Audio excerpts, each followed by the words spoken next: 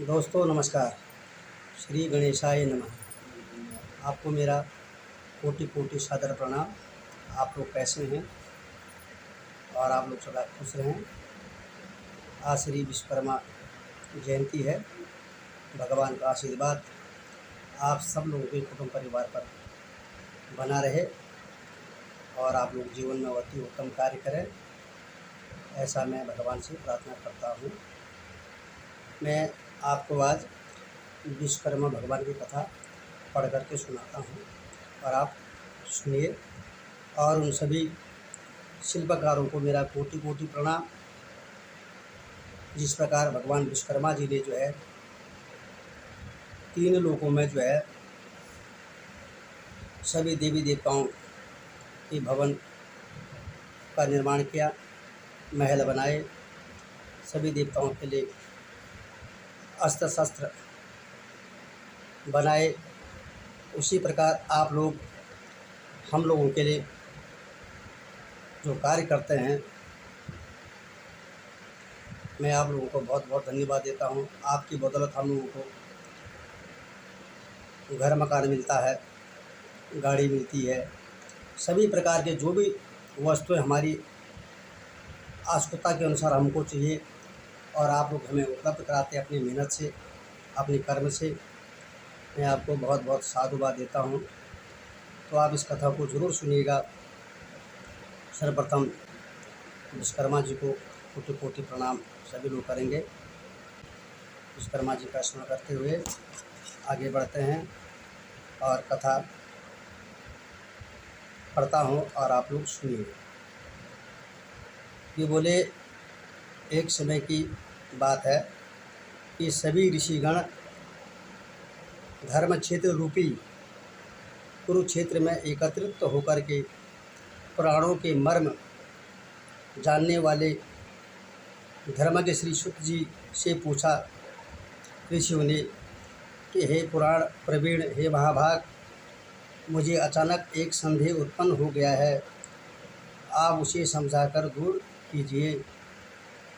अतुल तेजस्वी श्री विष्णु भगवान के अनेक रूपों का वर्णन मैंने सुना है, किंतु यह नहीं जानता कि उनमें सर्वश्रेष्ठ कौन है। कृपा करके हमें इस भेद को बताने की कृपा करें। ऐसा जो है सभी ऋषिगण जो है श्री शुक जी महाराज से कहते हैं।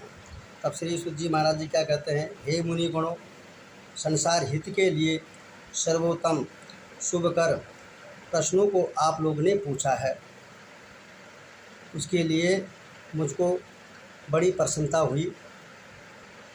हे तपोधनो, जगत पूज जगतपति श्री विष्णु भगवान के अनेक रूप हैं, उनमें से श्रेष्ठ रूप को आदरपूर्वक आप लोग सुनिए, जिनके स्मरण मात्र से बड़े बड़े पापी जन भी जो है पाप मुक्त हो जाते हैं। इसमें कुछ भी संदेह नहीं है।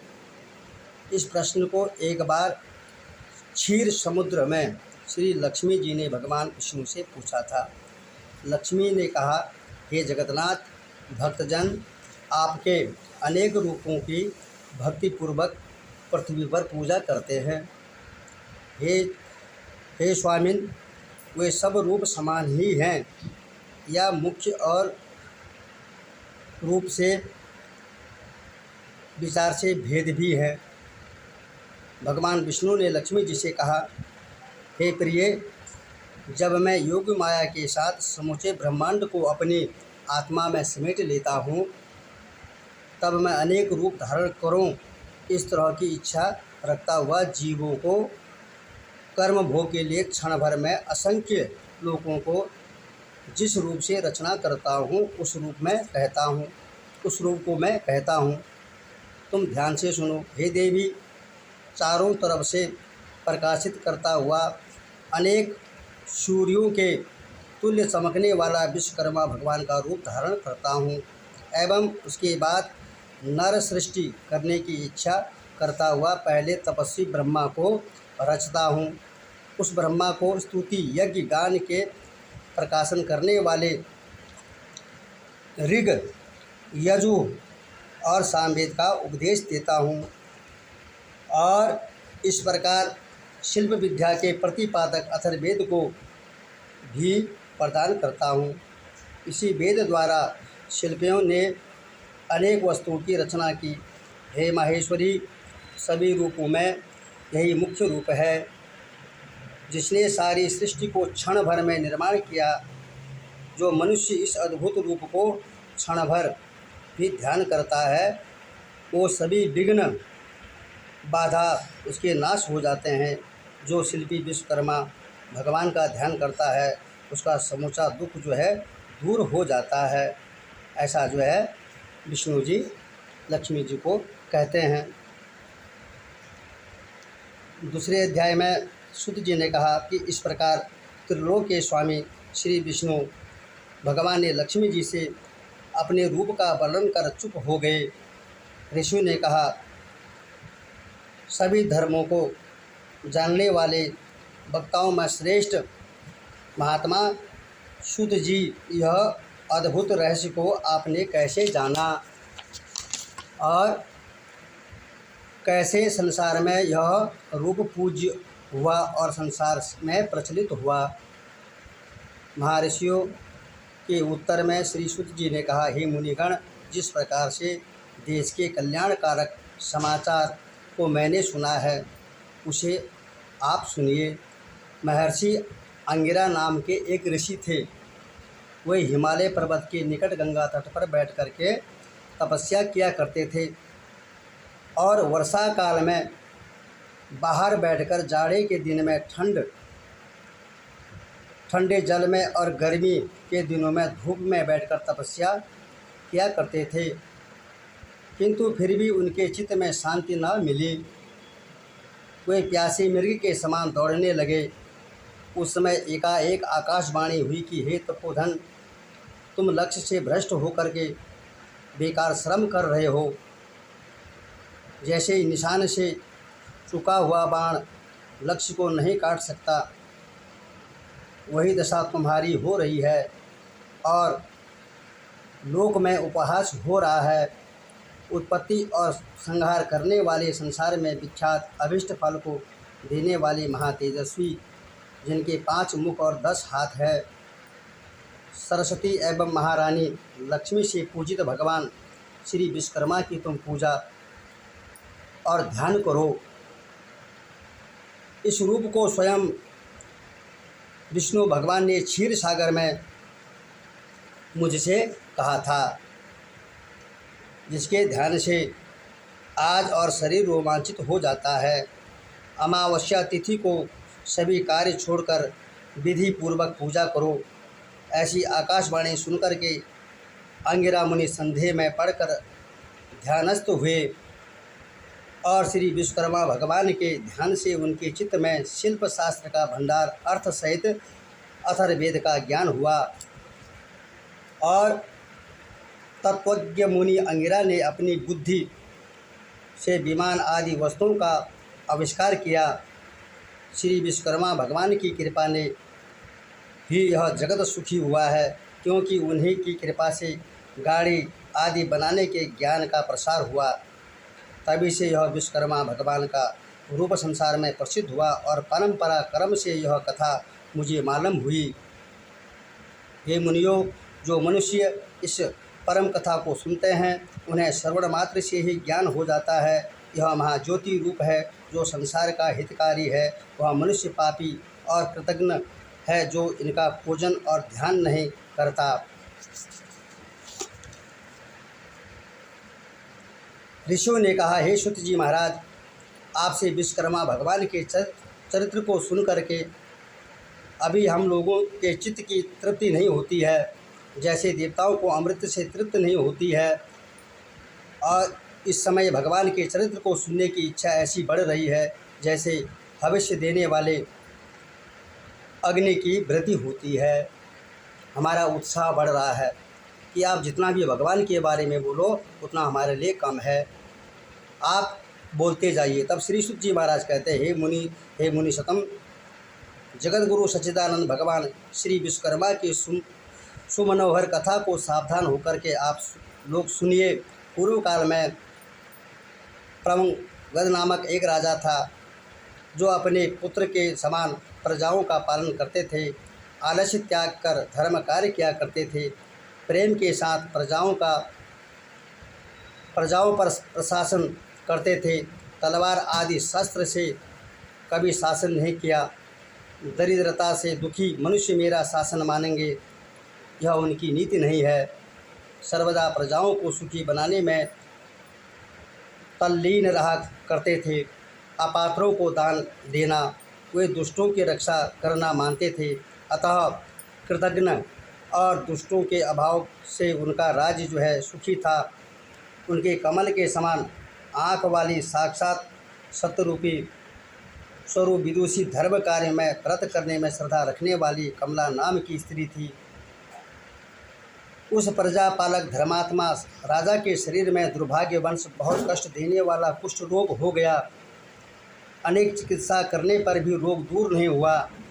रोग से पीड़ित राजा बहुत दुखी हुआ। सूत जी के कथा अंतर ऋषियों ने कहा, हे सुदर्शन, आपकी आज्ञा से शासन करने वाले महात्मा राजा को यह पाप रोग कैसे हुआ? ऐसे धर्मात्माओं को जब भी रोग होता है तब फिर संसार में धर्म पर कौन विश्वास करेगा? श्री सूत जी ने कहा, वह राजा पहले नास्तिक मत का प्रचार करता था, लोगों में उपदेश करता था कि यह संसार अनादि, इसका रचयिता विश्वकर्मा आदि कोई नहीं है। संसार को कर्म फल देने वाले यदि विश्वकर्मा नहीं है तो मनुष्य उपकार से उत्पन्न पूर्ण फल को कैसे प्राप्त करेगा? और यदि परोपकार को पूर्ण फल नहीं मिलेगा तो किसी का उपकार कैसे करेगा? ऐसा होने से संसार नाश हो जाएगा। इस हेतु पाखंडियों को दंड अवश्य मिलता है। अनेक जन्मों के पाप और पुण्य का फल एक जन्म में नहीं मिलता, इसमें संदेह मत करो। अब आगे की कथा कहता हूँ, आप लोग सावधान चित्त होकर के सुने। राजा को अत्यंत खिन्न दे करके दुखी मन से रानी बोली। रानी ने कहा, हे राजन, महातेजस्वी पुरोहित उपमन्यु जी भी आँख की बीमारी से अंधे हो गए हैं। उपमन्यु पुरोहित ने ज्ञान बल से अमावस्या के दिन व्रत कर भगवान विश्वकर्मा की पूजा करना ठीक समझा है और पूजन के दिन उपमन्यु पुरोहित ने एक शाम फलाहार किया और सभी कामों को छोड़ करके भगवान विश्वकर्मा की पूजा करना प्रारंभ कर दिया और उसी व्रत के प्रभाव से उनको दिव्य दृष्टि प्राप्त हो गई, जो आज वृद्धावस्था तक उनकी दृष्टि ज्यों की त्यों बनी हुई है। हे महाराज, मैं नम्र भाव से प्रार्थना करती हूँ कि आप भी दीन पालक भगवान विश्वकर्मा की शरण में जाएं।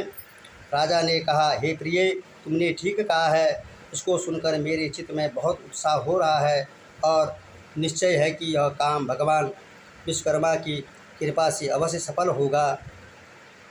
यह चित्त के उत्साह से मालूम होता है। श्री सूत जी ने कहा, उसी दिन से वह राजा प्रत्येक अमावस्या को विश्वकर्मा भगवान का पूजन सभी कार्यों को छोड़ करके करने लगे। पूजन के प्रभाव से बोले राजा शीघ्र ही कुष्ठ रोग से मुक्त हो गया और स्वर्ण सदृश दिव्य शरीर वाला हो गया। उनका शरीर चमकने लगा, बहुत ही सुंदर शरीर उनका हो गया। सुखपूर्वक राजभोग करने लगा और उस समय से वे राजा भगवान विश्वकर्मा के चरण कमल में भौरे के समान लीन रहने लगे, अर्थात कभी नहीं भूले।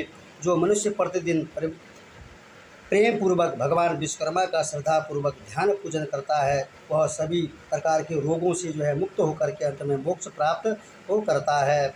ऐसा जो है श्री सूत जी महाराज ऋषियों को कह रहे हैं। चौथे अध्याय में श्री पुनः सूत जी ने कहा, हे मुनियों, मैंने आप लोगों को श्री विश्वकर्मा भगवान के अद्भुत चरित्र को सुनाया है। अब जगत को चकित करने वाले चरित्र का मैं वर्णन करता हूँ। बोले, वाराणसी नामक ग्राम में जगत के धार्मिक व्यवहार से चलने वाला एक रथकार अपनी स्त्री के साथ रहता था। अपने कार्य में निपुण वह विद्वान रथकार जीवन निर्वाह योग्य वृत्ति के लिए व्यग्र होकर के घुमा करता था। इस प्रकार श्रृंगार की भांति घूम घूम कर प्रयत्न करने रहने पर जो भोजन से अधिक धन प्राप्त नहीं कर पाता था, उसकी स्त्री भी पति की तरह पुत्र न रहने के कारण सदा चिंतित रहती थी, और वह इसलिए कि बुढ़ापा कैसे निकलेगा, इस प्रकार चिंतातुर होकर के वह पुत्र प्राप्ति के लिए मठों में जाकर के महंतों का संतों का आशीर्वाद प्राप्त किया करते थे। संतान प्राप्ति के लिए कभी कभी दाढ़ी मूछ वाले धूर्तों के पास जाया करती, अर्थात भेदभाव को छोड़ करके सभी प्रकार के साधु संतों के पास जाती, और फिर वह नाना विधि तंत्र मंत्र इत्यादि द्वारा उपाय करने पर भी उसकी कामना पूरी नहीं हुई। कभी काश कुश के जंगलों में और कभी यमुना के बालों में जल से भ्रम में दौड़ती हुई हरिणी की तरह उसकी दशा हो रही थी। कोई धूर्त मोर के पंखों से तो कोई भोजपत्र पर यंत्र लिखकर अपने को तांत्रिक और ओझा कहकर कि मेरे ऊपर अमुक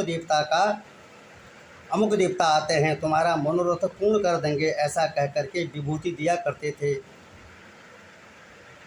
इस प्रकार संतान प्राप्ति की चिंता से चिंतित होकर के दोनों स्त्री पुरुष जो दुखित रहा करते थे, धूर्तों की लीला से विशाल माया जाल में फंसते देखकर एक पड़ोसी ब्राह्मण ने कहा, हे रथकार, संतान के लिए इधर उधर क्यों भटकता है, क्यों किसी की माया पर आता है? मेरी समझ में तुम भारी मूर्ख मालूम पड़ते हो। इन झूठे उपायों से सुख प्राप्ति के लिए कभी संतान या धन प्राप्त नहीं हो सकता है। यह सब परिश्रम बेकार है। वे मनुष्य महामूर्ख हैं जो ऐसे झूठे उपायों से अपने मनोरथ को पूर्ण करना चाहते हैं। व्यर्थ उद्योग से कार्य सफल नहीं होता। ऐसे लोगों से अधिक मूर्ख वे हैं जो मलेच्छों के झाड़ फूँक की अग्नि ज्वाला से पुत्रों को दीर्घायु होना समझते हैं। मलेच्छों के फूँक से दग्ध कुमाता के पुत्रों को धर्मशास्त्रानुसार अच्छी बुद्धि नहीं हो सकती। अतः तुम व्यर्थ के उपायों को त्याग करके केवल परम दयालु भगवान विश्वकर्मा की शरण में जाओ, उसी से तुम्हारा कल्याण होगा। हे रथकार, उनकी कृपा से तुम्हारा कार्य अवश्य सफल होगा। बिना भगवान विश्वकर्मा की कृपा से कोई भी कष्ट दूर नहीं हो सकता है। कर्मों के फल देने में भगवान विश्वकर्मा स्वतंत्र हैं।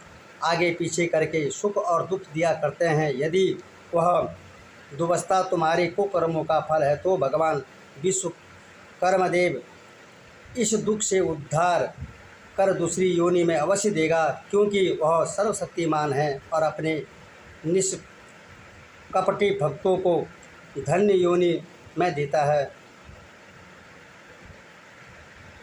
ईश्वर कर्मों के फल सुख और दुख देता है, क्योंकि कर्म के अनुसार हमें फल की प्राप्ति होती है। तो इसके साधक अनेक हैं। दुख देने के लिए निसंतान या निर्धन बनना साधन नहीं है। अतः सभी कर्मों को छोड़कर अमावस्या के दिन व्रत करो। भगवान विश्वकर्मा का पूजन कर उनके महात्म्य को सुनो और यथाशक्ति परोपकार में धन खर्च किया करो। महात्मा ब्राह्मण के मुख से ऐसा उपदेश सुनकर के रथकार की आंखें खुल गई और परोपकारी ब्राह्मण के श्री चरणों को प्रणाम कर भगवान विश्वकर्मा का ध्यान करता हुआ अपने घर को गया।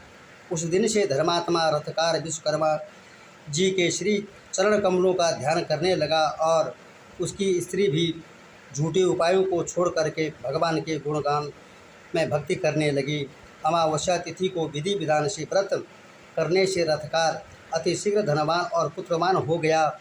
उस दिन से उसका कोई दिन भी बिना आमदनी का नहीं जाने लगा। उसका पुत्र सुशील, गुणी, विद्वान, संध्यावादन, भगवान का बड़ा भक्त, भगवान का पूजन करने वाला और माता पिता का परम भक्त हुआ। इस प्रकार दोनों स्त्री पुरुष गृहस्थ धर्म का पालन करते हुए सुखपूर्वक उन्होंने अपना जीवन को प्राप्त किया। मनुष्य भगवान विश्वकर्मा की पूजा का ध्यान करता है, वह जीवन पर्यंत पुत्र के समान सुखी रहता है। श्री शुक जी ने कहा, पंचम अध्याय में श्री शुक जी महाराज कहते हैं, हे महर्षियों, विश्वविख्यात श्री विश्वकर्मा भगवान का महात्म्य आप लोगों से पुनः मैं कहता हूँ। आप लोग ध्यान से सुने। उज्जैन नगरी में प्रतिष्ठित और उदार बुद्धि का एक धर्मात्मा सेठ रहते थे। उसका खजाना कुबेर के भंडार सदृश मणिमाणिक्य से सदा भरा रहता था। उसके आसपास कोई भी ऐसा मनुष्य न था जो विवाह कार्य हेतु, मामला मुकदमा लड़ने या रोग संकट से मुक्ति के लिए उसे धन न लिया हो। परोपकार में धन खर्च हो जाने के पर वह सेठ दरिद्र होकर पंख में फंसे हुए हाथी की तरह खुद दुख पाने लगा।